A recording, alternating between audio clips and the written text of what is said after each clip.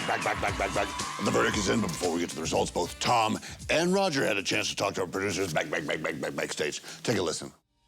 You know, I'm pretty sick and tired of a commissioner who gets all jealous and goes through my phone every night. I didn't deflate anything. I'm not going to stand by while I get accused of I had no part of.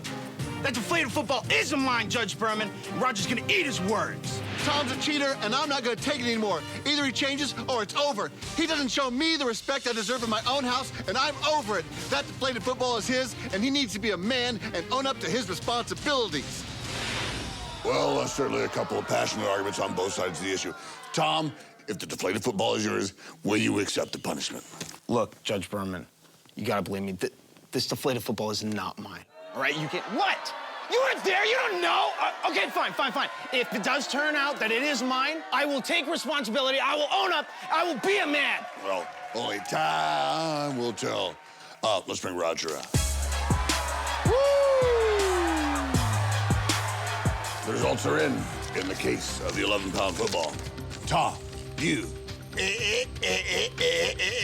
are not the deflator.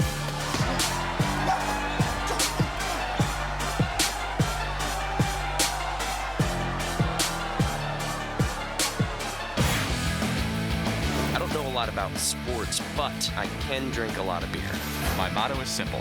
C's get degrees. Need a long, inappropriate hug? I'm your man.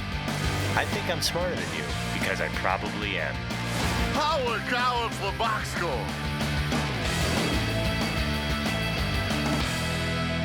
Hello and welcome to the Box Score. I'm Brock in Los Angeles. They are the Danettes in New York City. Well, the big news today, Tom Brady won his appeal against the NFL, nullifying his 4-game suspension. Now, Paulie, when a story like this breaks, who are the first phone calls to?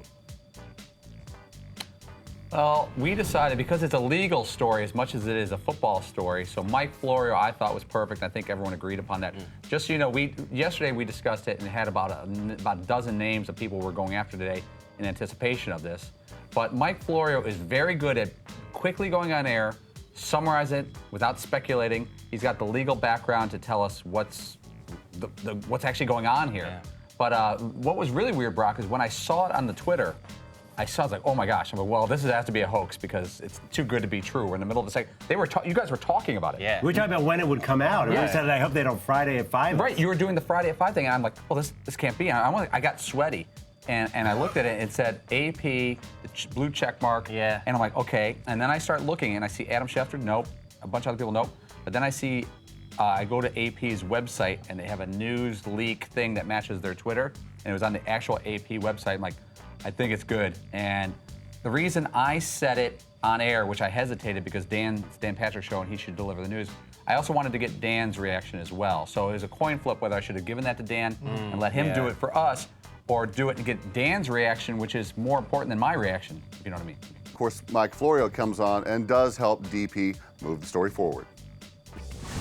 Well, they have the right to appeal, and it would be an appeal to what's called the U.S. Court of Appeals for the Second Circuit. 22 total judges, 3 would be randomly assigned to handle the case at some point in the future. And the NFL may try to get the Second Circuit to move quickly. But you know what, Dan? A lot of people who find themselves on the wrong side of a ruling from a federal judge would like to move quickly. Very rarely are exceptions made, and I would be shocked, beyond shocked, if the Second Circuit would convene before next Thursday and issue a final ruling on this case. It's just not enough time, and that's just the reality of it. So Brady will continue to play until the case is resolved in the Second Circuit. It was great that Florio can be there to join us right away. He's always, we've often reached out to him on very short notice, but that's obviously the next logical question. What's the NFL going to do? What is the appeal process exactly? The season starts in a week. Is there anything they can possibly do to keep Brady off the field before the opener next Thursday? How long is the process before they can actually get that appeal moving? So Florio spelled it out a lot better than any one of us could. So it was good to see if there was any kind of timetable where Brady could still possibly miss the first week. McLovin, obviously the situation is still fresh and you are in your football mode for sure. What does this mean for football players in trouble with the NFL moving forward? I think Dan put it well. Why not go to court? Although a lot of them are going to court and winning. So, I come back to Florio said months ago, the NFL generally has philosophy, over-punish and let a court reduce it. I think that philosophy really bit them in the butt this time, but that generally has been their way. I think it's a PR strategy where Goodell's like, I'm gonna whack this guy for 10 games. And like, and I guess, but I don't think that was his strategy with Brady. I don't know why he won 4 games, but that obviously was too much. McLovin, a nice outfit. Eddie George, a former football player with the Ohio State, joined the show today. And when he came in, DP asked him, is Tom Brady a cheater? Yeah, I do. I think that he's held accountable. For him not to know your tools and to play, he's held a ball for his entire life. Michigan, 12 years in the NFL. Yeah, it happens in the NFL. If you got caught, do the time. But when guys are getting knocked off for performance-enhancing drugs, 4-game suspension, same thing, performance enhancement. Regardless, if you say, well, it makes a difference or not, then why do it if it doesn't make a difference? You did it. So it's disappointing to see that he can get away with this and others can't. Whether I agree with Eddie George or not, I love that he came in and had an opinion. Didn't say, you know what, I'm just going to let the court play out, or I think, all parties involved, or, He actually had an opinion. Whether you agree with it or not, it doesn't matter to me at all. But I like that he's aggressive. And on a side note, we've had Eddie George on the show many times in the past, going back to almost to his college days. He doesn't look any older, and it really pisses us off. Does he lift weights to get like that, too, by the way? His arms are still... But he was always one of the more jacked guys in the NFL. Like, he looked like the Heisman Trophy. Yeah. He looked better. And, by the way, it's funny. Me and Paul had a conversation. His PR handler said, Eddie is fuming about the decision. They kind of gave us a head up. So he'd heard about it on the car over, and apparently was already fired up. And that's a good point, McLovin, because his PR people for this tour he's doing were talking to us, and they gave us a heads up that he was opinionated about it and was ready to go on it, which helps us because you tell Dan he's good to go. Which I don't know if it would change anything at all, but it's nice when a PR person gives you a little tidbit to spice up an interview. That's a good move. See, you have the big muscly arms just like Eddie George. Let me ask you, this is a big day for you. As we can see by your reaction, I think you were very excited today. Either that or was it like a dog when the doorbell rings? I mean, you've had some time to let this sink in. What's this all mean to you? Was that when I read it? Wow, is that really what I did? Was that the moment I read it? like a meerkat or something. It's a meerkat! I don't want to say it. I wish you could run that again. Can you do it again? Yeah. Brock, so that's the moment I read the AP story? Absolutely. That's great. Yes, it is. That's so What now? Hello. It's so funny. You look like a guy who just won a sweepstakes. You know what? I have to be totally honest. I was shocked. I was absolutely shocked when Paul said that because it just came out of nowhere. Where he all of a sudden yeah, Paul. By the way, Brady won. I was like, whoa, what? Hold on a second. I didn't believe it at all. I was just like, hold on a second. No way. Like I had to see it with my own eyes. Like, whoa, people really are saying he did win. This is crazy. Had you thought about how you might react to that moment? No. Yeah. It was such a weird day today for me. Seriously. I mean, I had a lot of fun, with people, and being like, just let it go and all that stuff. But I really have no idea how to feel about it. You know what? It was shocking. I was absolutely shocked. I was watching that there, and if you roll that back about a minute, you'd see me stare at my screen and trying to find out if this report was legit.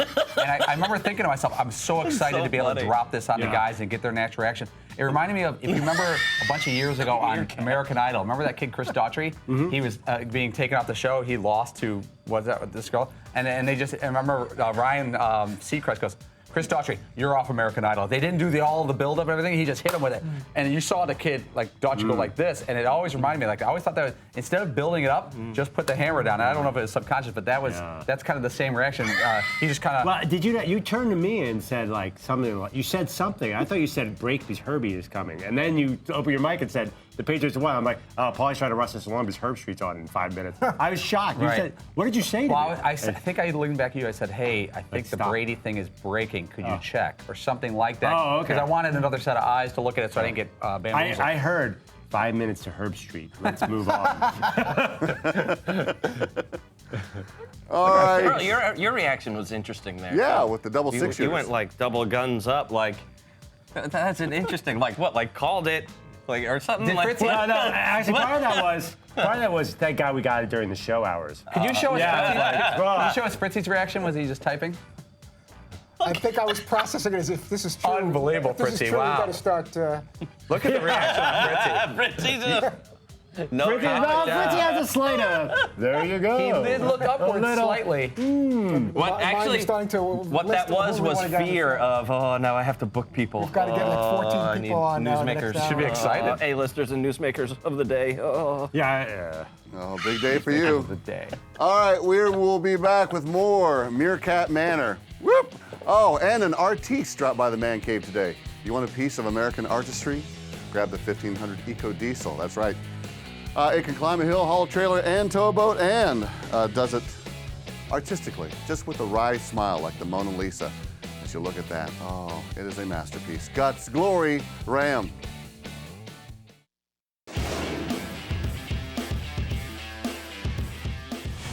Welcome back to Box Score. Guys, today may be the one day that you see a smile firmly planted on Paulie's face. That's because college football is really getting going today. Paulie, how many games will you officially watch 30 minutes or more of? Oh gosh, as many as I can. It's almost embarrassing, Brock. When I'll get up on a Saturday in the fall, and I'll start watching at noon. I'll watch the first rack of games till 3. Then you got the 3:30 games that come on. Then I'll try to go upstairs with my family. I've got multiple TVs, and I hang with the family for a little bit. Then I go down and watch the 7 to 10 o'clock games. Then the 10 o'clock West Coast games. And I'm not kidding. I'll watch college football from midnight till about 1:30 in the morning on an average Saturday. But I gotta tell you though, there's nothing worse than that noon feeling, like your schedule clears up. You're like, I'm gonna sit down and watch the first set of game. Oh look, Indiana, Minnesota. You know, McLaughlin's got a good point. Sometimes I'll use the first half of the first set of games to pretend I'm skipping the games to hang with my family. My wife's like, isn't there football? I'm like, I'll hang with you guys for a while. I'm actually only missing like the first quarter. Right. Yeah. You know that you're not missing anything. You're missing like that Vandy, Vandy, South Carolina game. Bowling Green versus Kentucky. I'm okay. I can miss Honey, I understand. Family's number one. Yeah. Family's Then number I'm one. back in the bunker. One guy who is definitely going to be focused is Rick Neuheisel on the games, but he sings the songs that make the whole world sing. Seton, have you ever sort of considered dropping in with the guitar and backing him up? Oh, wow. That would be a move and a half. No, I mean, that's his thing. I think he's really great, and I think that my playing would probably throw him off. So I don't want to be the guy who ruins a good thing. What about a band name like Neuheisel and Seaman? That sounds like something you'd hear on that. Yeah, okay. Like a 70s band, like Neuheisel Seals and and Seaman. Croft. Right. Yeah. It's catchy. Yeah. Hey, you know how he sort of never makes a mistake? That's like as a guitar player, like he's pretty good, right? Like he does not make a lot of mistakes. Oh, yeah. It's not easy to play an instrument and sing at the same time. I'm shocked. It's really difficult. And he was going off, the some cue cards we had set up, and some of the words. I don't know if it was an autocorrect thing, but there was a number of mistakes. There was a number of misspellings. There was a number of didn't screw him up. misspellings and typos He knew enough to change the word in his head on the fly while he was singing, even though what he was reading there. Two O's in football, boys. Yes, well, And it's bear, from not beer. the soft rock duo Beer. Neuheisel, here's Rick Neuheisel dropping his latest joint, We Love This Game. Nick Saban, Urban Meyer, both burn with desire, but we miss the bear. We miss Joe. God bless Woody and God bless Bo. They're all up in heaven chalking plays with Don James.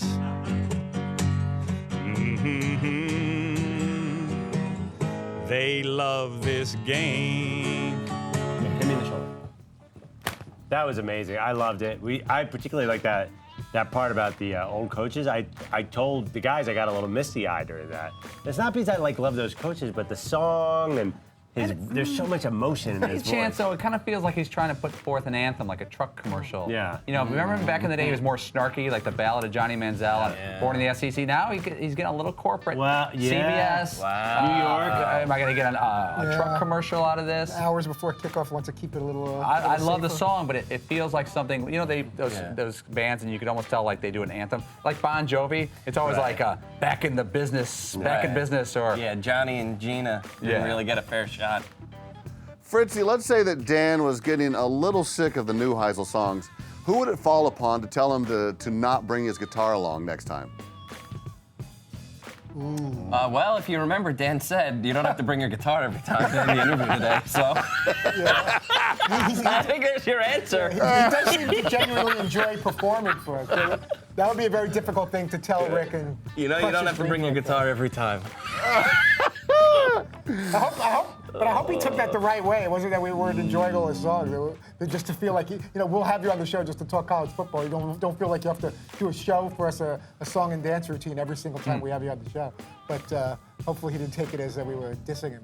Yeah, I don't think he did, and hopefully he brings his guitar every time. All right, stay with us. How do you decide who your favorite brother is? It's really not as tough as you think.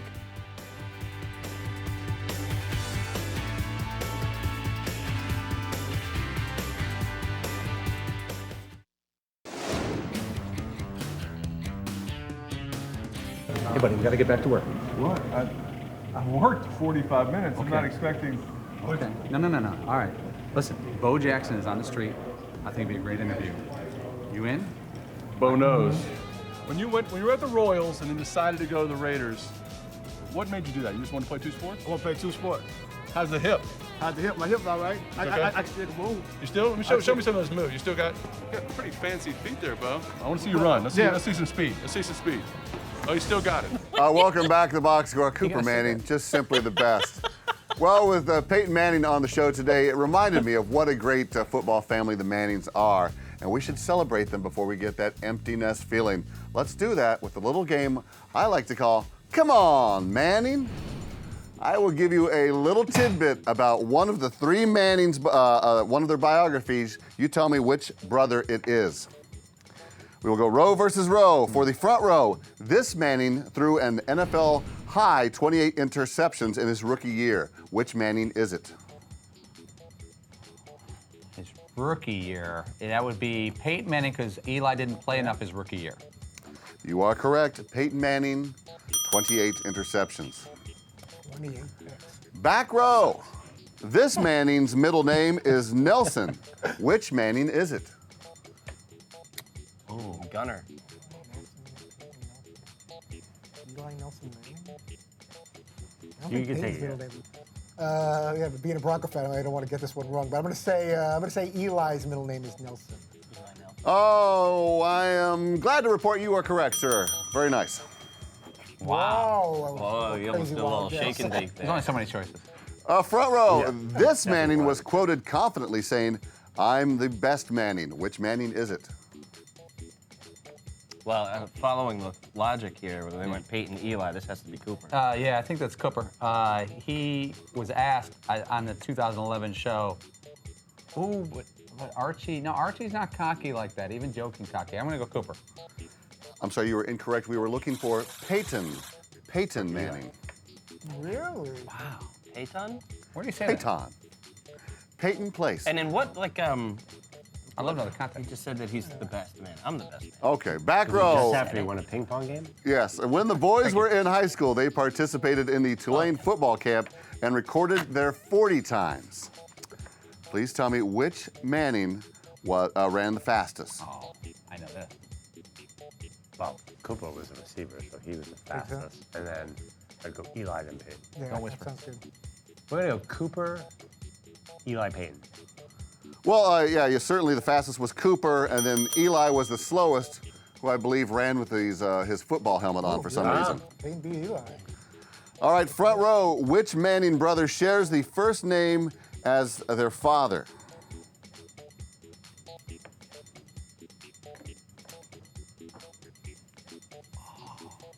What? She has the same first name. There's 2 Archie Mannings. It's Cooper because, no, I'm sorry, it's Eli because his middle name is Eli or Elisha.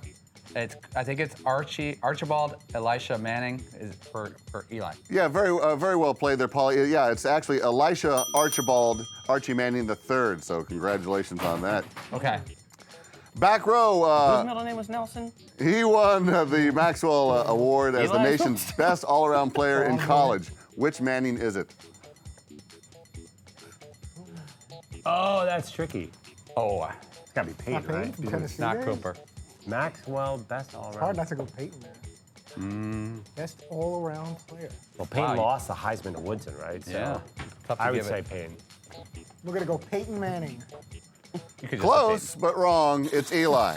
I mean, Eli. Come on, Manning. The winning row is both gonna guess Eli. rows. You tie. Yes. Oh, and they go ahead with that. I'm going to guess the Congratulations. Manning.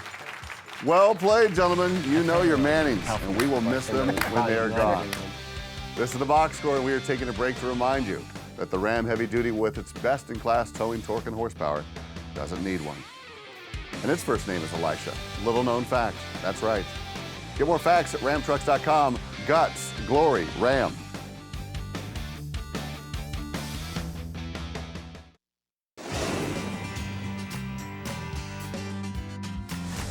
We're closing up shop here on the box score. Yesterday, Peyton Manning called in and taped an interview which you aired on the show today.